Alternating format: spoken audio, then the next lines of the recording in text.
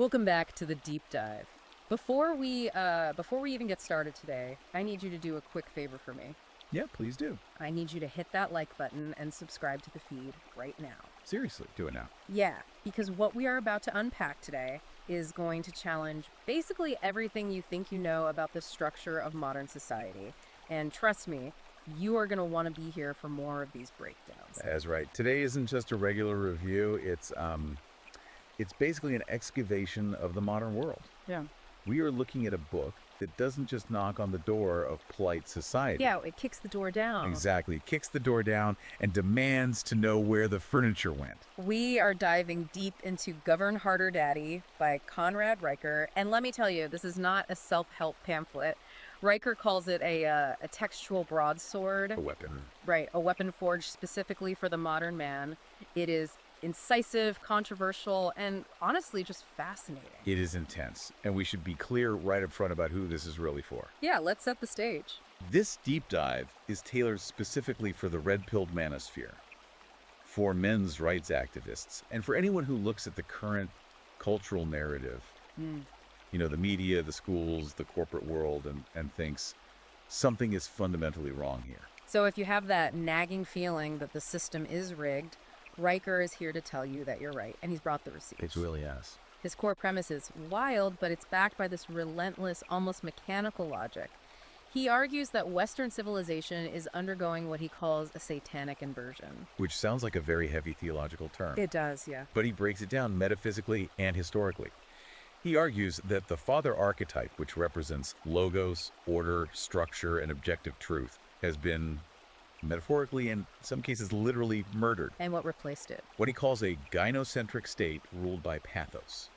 So feelings, chaos, and subjectivity. So it's the shift from, father knows best to do not hurt my feelings or I'll call HR. Precisely. So our mission today is to unpack this entire thesis from the book. We're going to look at the history of how institutions, which used to be these bastions of order, were captured by feminists and Marxists. We'll break down the economics of what Riker calls the tax farm. Right, and finally we'll get into his Patriarch Protocol for reclaiming sovereignty. Now, just a heads up, everything we're analyzing today comes straight from the source material, Govern Harder Daddy. We are just the messengers here, reporting on the ideas in the text. And we can only cover so much in this dive. Exactly. So if you want the full, unfiltered experience, you really need to buy the book. It's available right now on Amazon, Kindle, and Google Play Books. Go get it if you want to see the data for yourself. So let's start with that first big idea, the foundation of his whole argument, the metaphysical murder of the father. This is fascinating stuff because he takes it all the way back to ancient principles. He sets up this dichotomy between masculine reality and female sentiment. Right, he uses the Greek concepts for this. Logos is the masculine principle. What? Logic, structure, boundaries, the cold hard facts of reality.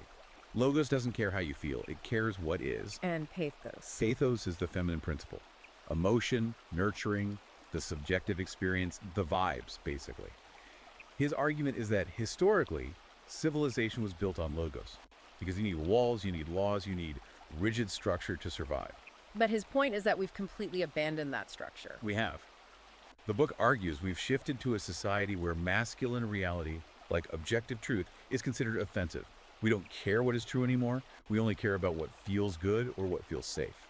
He calls it a shift to subjective feelings. Yeah. And the really crazy part is how he says this manifests in the government. He has this concept that the state has essentially become a surrogate husband. The daddy state. Yeah. This is absolutely crucial to understanding his view of the last 50 years of history. Historically, women relied on a husband, a biological father, for provision and protection. That was the basic social contract. Right. The man faced the harshness of the outside world, and the woman nurtured the home.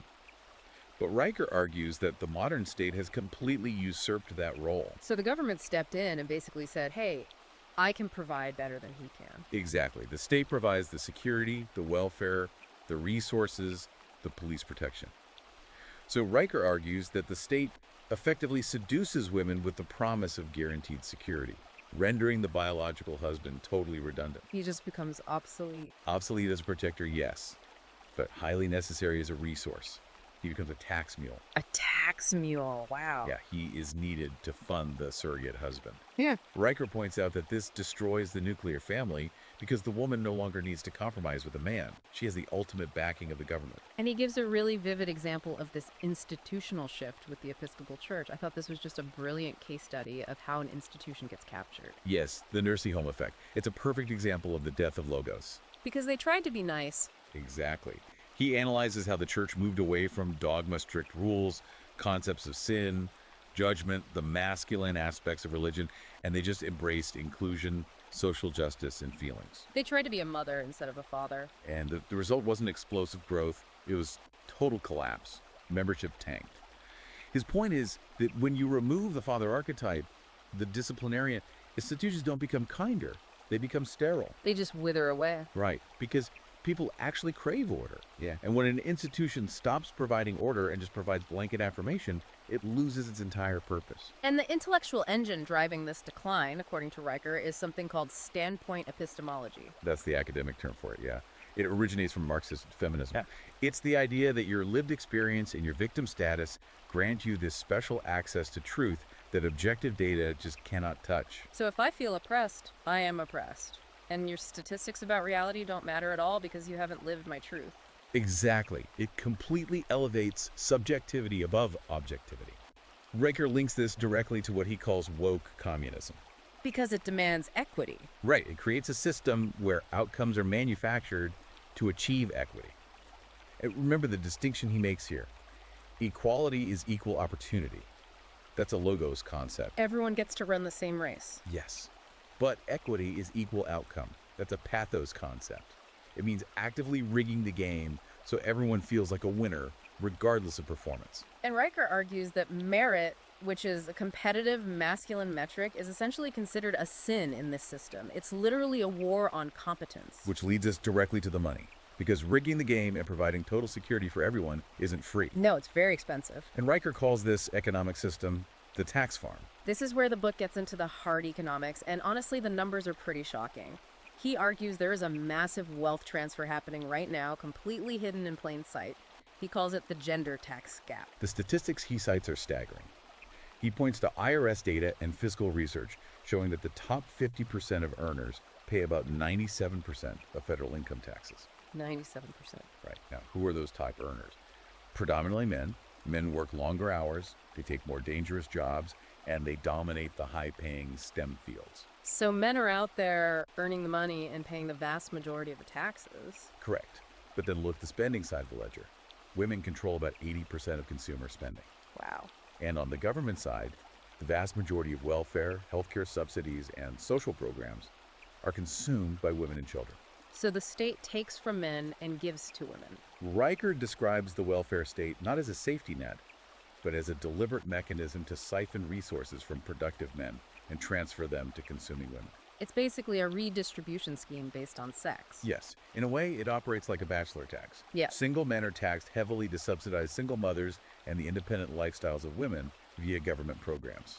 So her independence is funded by his labor. That's his exact argument. A woman can claim to be independent only because the state is forcibly extracting resources from men to support her lifestyle through subsidies, infrastructure, and protection. And divorce plays a huge role in this asset stripping, right? I mean, anyone who follows the manosphere knows about the bias in divorce courts, but Riker really goes deep on the actual mechanics of it. He does. He calls divorce courts a wealth extraction industry. State-sanctioned heists, I think is the quote. That's the quote, yeah. He focuses heavily on the introduction of no-fault divorce. Before this happened, marriage was a contract that required a real reason to break. Adultery, abuse, abandonment. You had to prove someone broke the terms. Right. But no-fault divorce changed marriage into a contract that is literally less binding than a standard gym membership. Because you can just wake up and say, I'm unhappy, I want out. Exactly. The law allows one party to unilaterally break the contract without any penalty. And statistically speaking, women initiate about 70 to 80% of divorces. But the financial obligations remain. Yes. The alimony, the child support, those remain on the party that didn't necessarily even want the split. It's a contract where you can just walk away with the assets, but leave the other person with the liability. And Riker connects this directly to voting patterns. He argues there's a fundamental safety versus liberty trade-off happening at the ballot box. How so? The female voting bloc, he claims, consistently votes for security, which means expanding the state and increasing taxes. And they do this at the expense of male liberty. Because men tend to vote for less government? Yes, and women tend to vote for more government. So men are effectively paying for the very system that disenfranchises them. That is the absolute core of the tax farm concept. You are the livestock. You're kept alive and working solely so you can be sheared. That is a brutal image. But it sets up the next section perfectly, which is probably the most controversial part of the whole book. Riker uses the term men camp. He does. It's a very provocative title, obviously playing on historical propaganda. He's drawing a parallel to how societal propaganda works. He argues there is a systematic, institutionalized demonization of the male sex. And what's the purpose of that? The goal of this propaganda is to morally justify that resource extraction we just talked about. Right, because if men are toxic or if they're the oppressors, then it's morally acceptable to take their stuff. You don't feel bad about taxing a villain. Exactly. And the book points out that this starts early, very early. He talks about the education system as indoctrination centers. He calls the modern school environment overtly hostile to boyhood. He calls them the Ritalin generation. Yes. The argument here is that schools have been heavily feminized. They prioritize sitting still, being quiet, and being agreeable. Which are traits that girls generally develop much earlier than boys. Right. So schools pathologize normal, high-energy male behavior. If a boy is rowdy or competitive or aggressive, he's not seen as a potential leader or a warrior. He's seen as defective. So they diagnose him with ADHD and they medicate him. To make him docile, to kill that masculine drive before it even has a chance to start. The goal, Riker argues, is to create compliant subjects who will just sit in a cubicle and pay their taxes without complaint. And if he survives the school system, he graduates and goes straight into the corporate cup chair. I love that term. It's funny, but it points to something very real.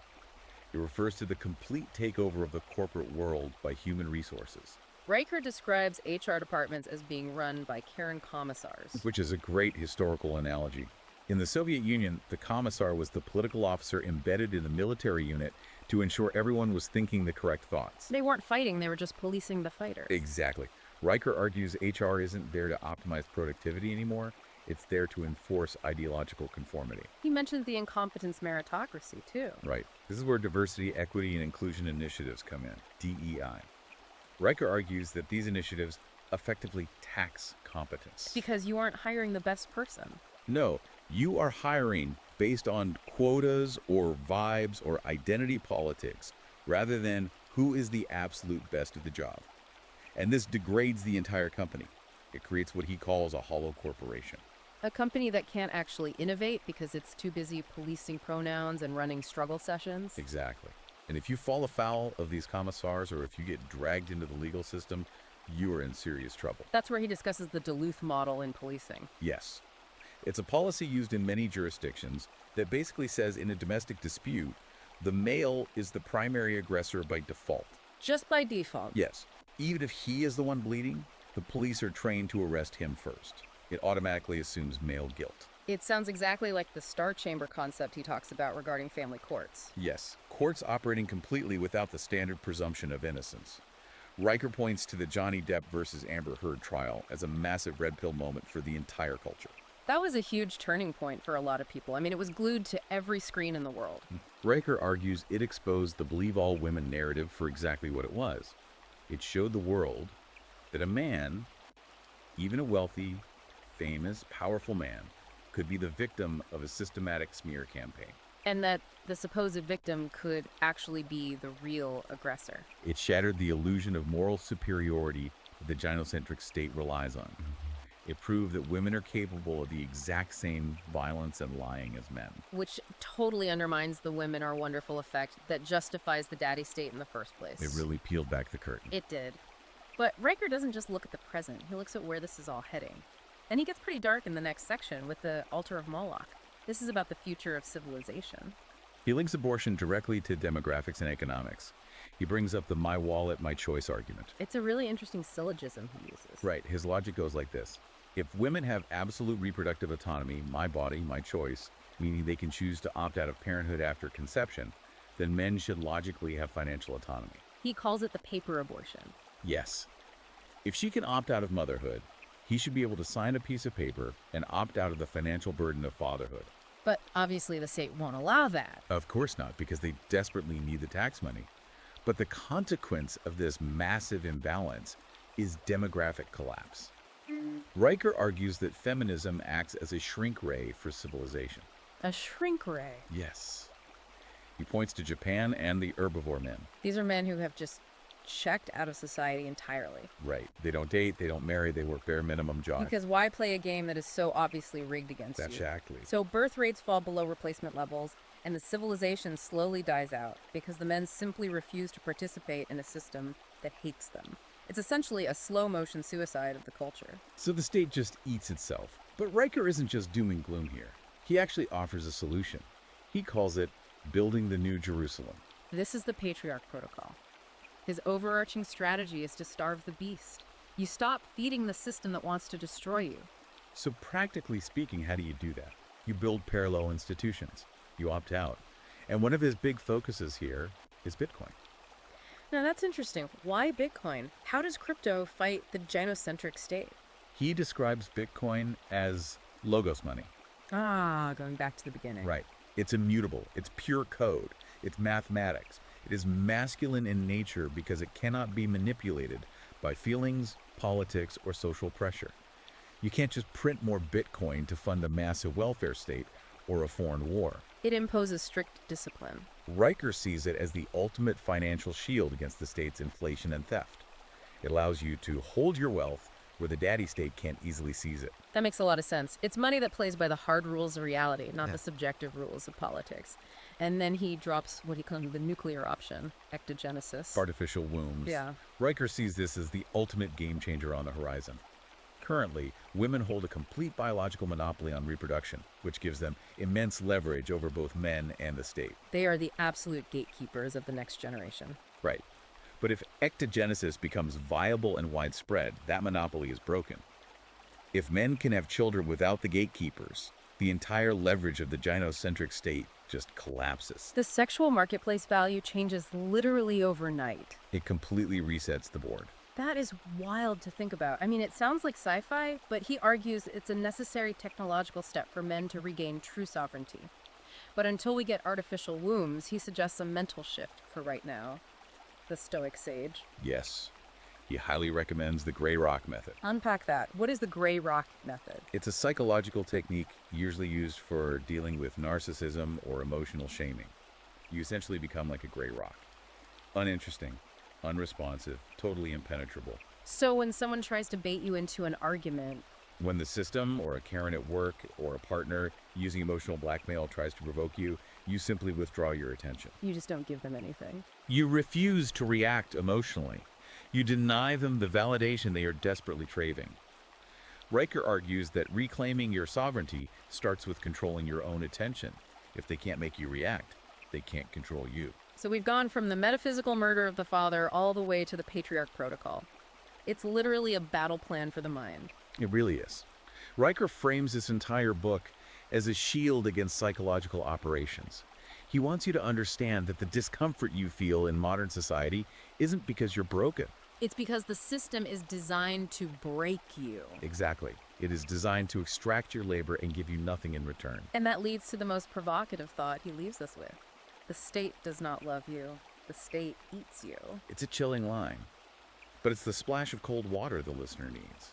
The question he poses to the reader is simple. Are you ready to stop feeding the hand that bites you? That is the question of the century. And look, think about it even further.